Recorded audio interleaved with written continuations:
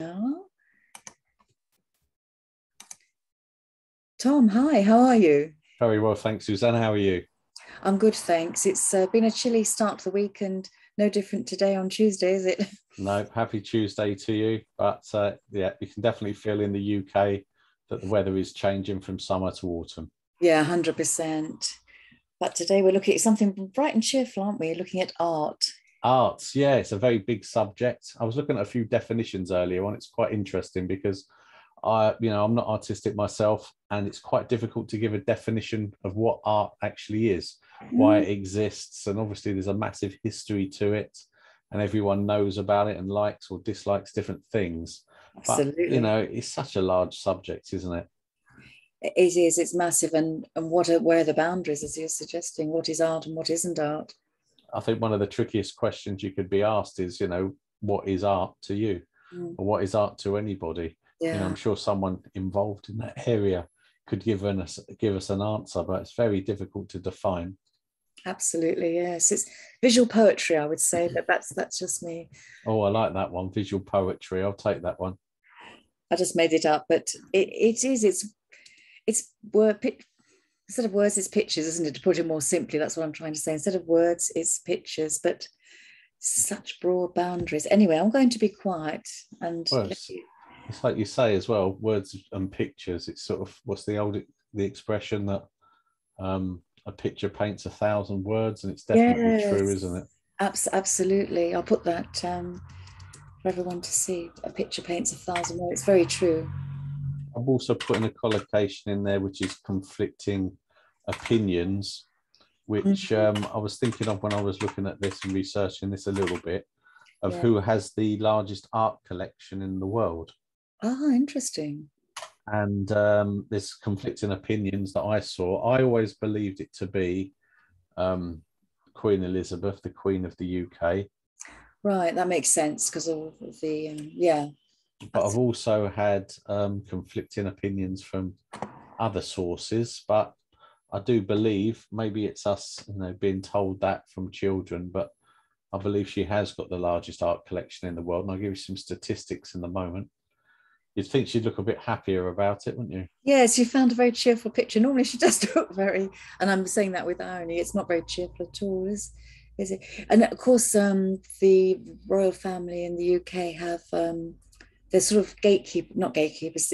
They they take care of palaces and artwork for the nation. I'm not finding the right word today, but I don't know what you mean. It's the custodians. They're custodians. the That's the word. custodians of the stately homes and the major homes Yes. and palaces in the UK where the art is housed. That's a Mm. nice verb, to house. You don't hear that word Yeah. too often, do you? No, no, and it's very, very useful. I think we've come across it, to use another phrasal verb, before, haven't we? Housing something, and very, not commonly heard, but very useful. And it's spelled exactly the same as house, but Mm. pronounced house. So this particular item on the right, which I'm sure as a British woman you'd immediately recognise Crown. as the crown. It's the crown jewels, isn't The it? crown jewels. I was going to say the crown jewels. Yes, exactly. But I see them in different ways as well. See, again, I'm a bit confused because I thought it had more reds and blues in it, or maybe this is a particular type of crown as well. But Mm. there will definitely be an extremely large diamond in the front, and I think there's Yeah, another one around the other side. Um, Huge amounts of money, and these are housed in the Tower of London. yeah. And from many years ago, as a child, when I was taken to the Tower of London, I remember seeing more than one item for the crown jewels. So that's something I need to check up on. But there certainly are jewels, plural, And in this crown.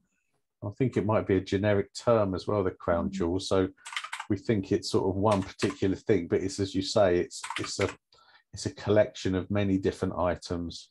Mm. I like that collocation as well. Generic term. So a generic Yeah, term is a nice educated way to say about a general name for something. absolutely. I mean, here's a few statistics, and I'm sure one of them is wrong because I've heard previously that the Queen's art collection's worth 3 billion, Mm. and stuff that I've researched today has come up with some very different figures. Interesting. But 7,000 paintings, Gosh. 30,000 watercolors. So you can have watercolors that obviously where the colors are water based, Yes. and also oil paintings where the colors are oil based. And drawings, 500,000, 500,000 prints. Wow. Countless photographs, tapestry, ceramics, furniture, vintage cars, and of course, as we mentioned above, the crown jewels. Difficult word to say and spell, really, jewels. Yes, I had a typo when I wrote jewels. Yes, it is a difficult word to say when you're looking at the spelling of it. That's an incredible amount, an incredible volume. I suppose if you had 7,000 paintings, you wouldn't really know. You've probably not seen all of them, and if she has, she's probably not paid a lot of attention to that. No, you'd have your favourites, wouldn't you? I mean, if I think of a stamp collection, which is quite possible that someone could have a stamp collection with that many, and you wouldn't necessarily remember every single one you had at all, would you? Yes, yeah. Where's the favourite art collection you've seen, Suzanne? Ooh, that's a difficult question. I tend to enjoy going to local small museums and seeing local artists. In fact, a friend of mine today on Facebook posted paintings that her grandfather had done. Amazing. I'll put some in the group actually, but I thought that is an amazing collection. So no particular favorites, to be honest, but yeah, the Pre-Raphaelites, I guess, one of my favorites. Something's just occurred to me that I think would be a good idea, you know, in this world of interconnected television. If any of our listeners that were looking to improve their English and watch something that fascinates them, if they're into the subject of art, there's a program in the UK called the Antiques Roadshow that's been going for decades. And the pronunciation is very clear. The timing of it is very clear and easy to understand. And it's fascinating. And the general idea is that members of the public will take in pieces of art or anything that has sentimental value to them, and they will have it discussed and told about its history, and then at the end given a price for it. And obviously it's very interesting because some people go there thinking it's nothing and it's worth tens or hundreds of thousands of pounds, and vice versa. Absolutely. And I'm sure that even if people haven't got access to the original shows, there'll be some on YouTube, so they're definitely worth watching. But I do remember one where someone brought in this little glass bowl, and you could see the excitement on the expert's face, and you were all thinking, oh, it's worth a few hundred or something like that. And they said, oh, where did you get it? They said, oh, it was really pretty. I pulled it out of a skip, and a skip being a big rubbish, basically. Rubbish container, isn't it? You know, and the expert's face went like, you what? So she pulled it out of a skip, and it was worth about £150,000. It was this very unique little glass bowl. So, one man's rubbish is another man's treasure. Absolutely, absolutely. Is it that worth such an amount because of the age of it, or because of the glass blower, the glass maker? They recognized it immediately as a really unique piece by a very famous person. I'm sorry, I can't remember the details, but I'm sure if anyone Googles Antiques Roadshow expensive glass bowl, it will come up. Yeah. Well, an antique, the definition is anything over 100 years, isn't it? Yeah. And a road show is something that goes on the road. So it's a show that goes on the road. So you can have a road show connected to radio, connected to music.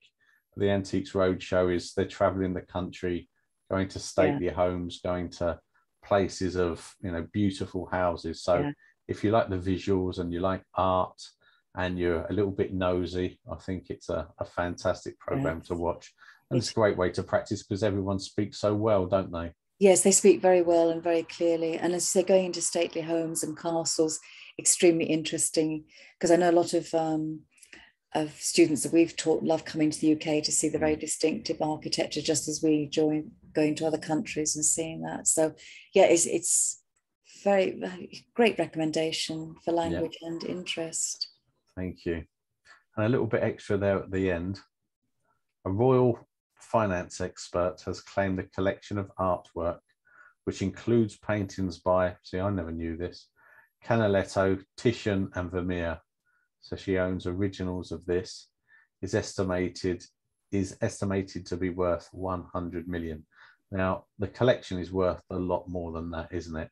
Yes. I presume she's just talking about those specific paintings of artwork, because Yes. there are sculptures, there are diamonds, there's jewellery, which is a form of art in itself, isn't it? Jewellery making, Yes, as it says, absolutely. tapestry. But I've got this number in my head that it is 3 billion, but I couldn't find it earlier on.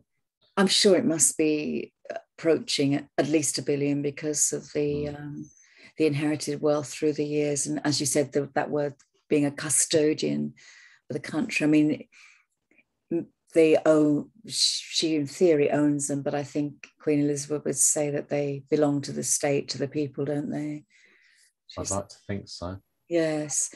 Well, I'm going to add, we often, make jokes and in English, as in any language. And my comment, I was thinking a great boot sale, so car boot sale. So I've seen car boot sales in other countries, basically usually at a weekend, when you pop things that you don't want in your car. Maybe it's a bit of furniture, maybe it's a few books, maybe it's a painting, and you go along to the pitch. Usually it's a field in the UK, open the back of your car and you sell things out of the back of your car. Yeah. So a bit of a long explanation, but pretty cultural, the car boot sale. And yeah, it is. I think all cultures have got that sort of bartering of things that they, they've moved on from. But yeah, I like a car boot sale. They're great. I'd like to go to the Queen's car boot sale. Yeah, imagine. Yeah. So the last paragraph is jewellery. Mm-hmm. Her Majesty has one of the largest and possibly most expensive jewellery sets in the world. I've read elsewhere that it is the most expensive, containing the famous crown jewels. This collection includes her royal crown, also known as Granny's tiara. Now, Granny is another word for grandmother, more affectionate word. And the tiara is the type of headwear that is made of metal and made of precious stones and precious metals. Yeah, like a crown, isn't it? I think a tiara is more around the... Doesn't have a back to it, does it? No, it's more the front of the head. And in fact, there was a big discussion recently in our media about who wore what tiara to what wedding. Oh, really? Yes, yeah. Tiara jealousy. Absolutely, yes. One person got to wear a great tiara, another granddaughter didn't.